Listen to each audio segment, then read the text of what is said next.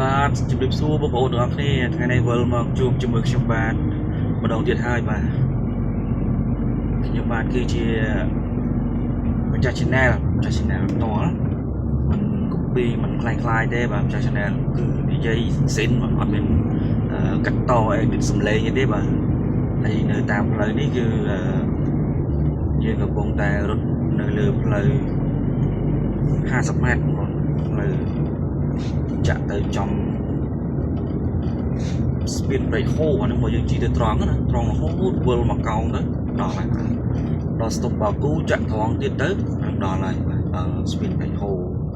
ដល់ខ្មៅដល់អីមកជំនាញហ្នឹងបងណាបាទតែឥឡូវនេះយើងក៏រត់ទៅម្ដងហ្នឹងដែររត់កាត់តាមផ្លូវđườngត្រង់រហូតមកបាក់ខ្សែហ្នឹងដែរបាទតាមអរគុណបងប្អូនអរគ្នាបាទវីដេអូយើងថតខ្លីៗប៉ុណ្្នឹងទេបាទអរគុណ